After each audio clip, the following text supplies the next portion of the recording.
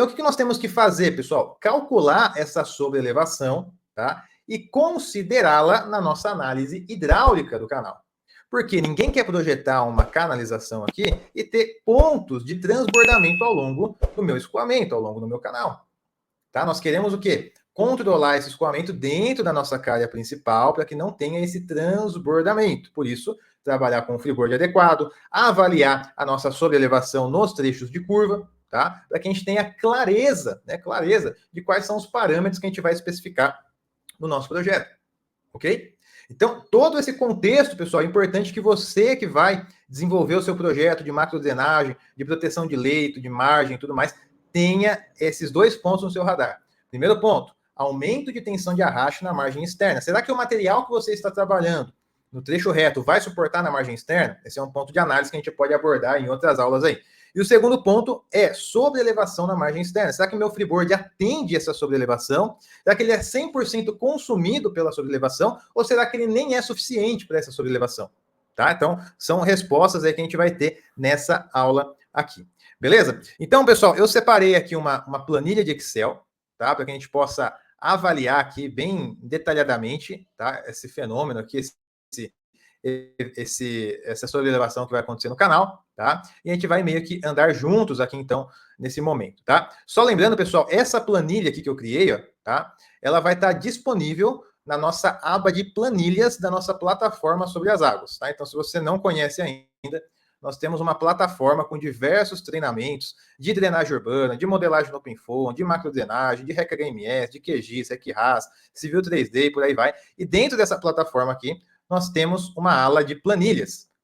E aqui nós temos 80 planilhas disponíveis aí para os alunos fazerem o download e utilizarem no dia a dia, né? Então, planilhas aí de reservatório de detenção, dimensionamento de tapete de enrocamento, bacia de dissipação por enrocamento, volume de detenção, vazão de projeto por método racional modificado, transição de canal, SCS, rugosidade equivalente, por aí vai. Então, temos 80 planilhas aqui disponíveis para os alunos, e essa planilha aqui vai ser a planilha número 81, que vai estar disponível para quem está participando aí, né, na nossa plataforma sobre as águas, ok?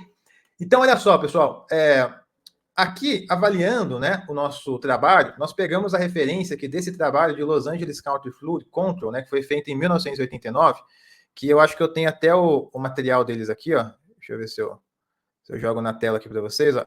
É esse material aqui, tá, que nós estamos utilizando como referência, justamente nesse capítulo aqui 7 de Super Elevation, né? Então, essa daqui é a capa desse material, tá, norte-americano, de 2023, tá? Essa aqui é uma versão mais nova, segunda edição, ok? Então, esse material aqui também, pessoal, nós vamos deixar disponível aí dentro da plataforma, mas aí já dentro da aba de biblioteca, tá? Então, dentro aqui da plataforma, dentro da parte de biblioteca, nós temos aqui diversas áreas aqui, né, de artigos e trabalhos correlatos que a gente vai subindo, e esse material vai ficar disponível aí para você também que está participando, né, da plataforma sobre as águas, ok? Beleza? Então, olha só, aqui na planilha, nós temos o seguinte, né? Essa seção aqui é uma seção trapezoidal, mas nós vamos avaliar uma seção retangular, ok? Uma seção de canal retangular, então aqui é só representativo, uma seção trapezoidal, mas a gente vai avaliar uma seção retangular. Bom, dentro desse método, a primeira etapa que a gente tem que definir é justamente o tipo de seção. Se é uma seção retangular ou trapezoidal. Nesse nosso exemplo vai ser retangular. Por que é importante definir esse tipo de seção, pessoal? Porque as equações mudam, tá?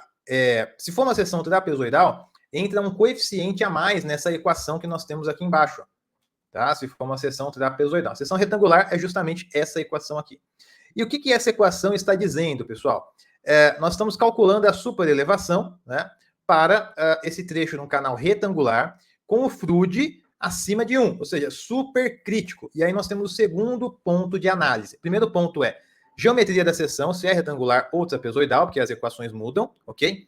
Segundo ponto a ser avaliado, tá? Qual é o FRUD de montante, ou seja, o FRUD que está chegando na minha curva. Então, o escoamento, né, que está acontecendo no meu curso d'água, ele vai começar a curva. Antes de começar a curva, qual que é o FRUD? Né? Ele é um FRUD acima de 1 ou abaixo de 1? Ou seja, é um escoamento supercrítico ou é um escoamento subcrítico? Tá? Isso que nós temos que responder.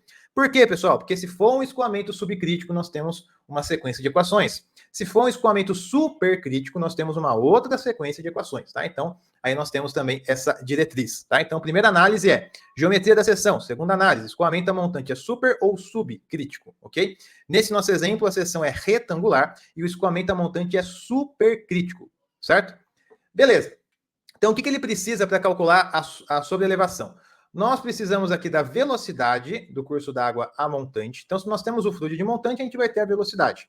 Como que é calculado? Normalmente, a equação de Manning, mesmo se for uma análise mais inicial, né? E aí você tem o Macra Studio, que é um software gratuito, que inclusive aqui dentro da plataforma a gente ensina como utilizar. Nós temos o Cisco também, um software gratuito, que também nós ensinamos a utilizar. Então, dentro aqui da plataforma, no treinamento de drenagem urbana, tem um módulo específico aqui de macrodrenagem, né, onde a gente vê todo o aprofundamento técnico aqui da parte de análises e projetos de macrodrenagem. E nós temos aqui uma ferramenta que chama Macra Studio, que você aprende a calcular seções hidráulicas de canais, então chegar em nível d'água, velocidade, fluxo, etc. E nós temos também um módulo de Cisco, né, ou seja, dissipação de energia, onde você também consegue calcular essas variáveis aqui. Ok? Então, o que ele está pedindo é nível d'água a montante, quer dizer, o que ele está pedindo é velocidade a montante, tá? Está pedindo aqui também a largura do meu canal. Então, olhando em planta, qual que é a boca do canal, a largura do canal. Isso daqui dividido pela aceleração da gravidade, que é 9,81, vezes o RC. O que é o RC? É o raio da curvatura. Então, quando eu olho aqui a minha curva em planta, eu vou ter um raio da minha curvatura pelo eixo da curva, tá? Então, qual que é o raio? E lembrando, né, se o raio, né, pessoal, for muito pequeno, o que vai acontecer? A minha sobreelevação vai ser grande. Se o raio for grande, ou seja, uma curva mais aberta, né, a minha sobreelevação tende a ser menor. Então, quando a gente olha a equação, isso fica muito claro, ele está dividindo, né? Então, se o RC é um valor alto, a sobreelevação vai ser um valor pequeno. Se o RC é um valor pequeno, a sobreelevação vai ser um valor alto. A mesma coisa acontece para a velocidade. Se a velocidade for muito alta, a minha sobreelevação tende a ser muito alta também. Se a velocidade for pequena, a minha sobreelevação tende a ser pequena também, ok? Então é sempre bom a gente olhar as equações para a gente entender o fenômeno que está acontecendo aqui, as variáveis que estão impactando nesse resultado, tá? Então, beleza. Então, aqui eu tenho, né, uma análise já pré-realizada da seção de montante, onde eu tenho uma lâmina d'água de 2 metros, uma velocidade de 4 metros por segundo, para uma seção aqui de 5 metros de largura do meu canal, tá? E, obviamente, a minha aceleração da gravidade, 9,81. Qual o raio da minha curva? 10 metros, né? Então, pegando no meu projeto, eu posso ter várias curvas ali, né? Obviamente, se você avaliar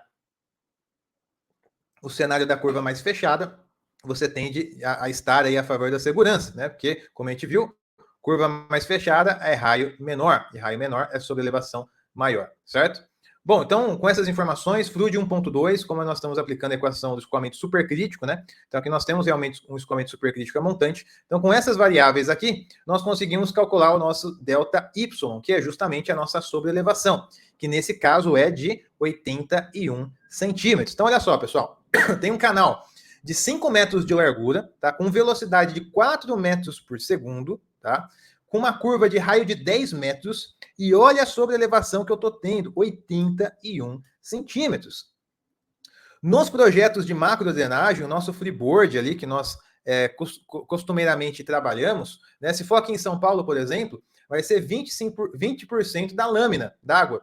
Então, se eu tenho uma lâmina ali de 2 metros de altura, eu vou trabalhar com um freeboard de 40 centímetros, né, sendo no mínimo 40 centímetros, tá?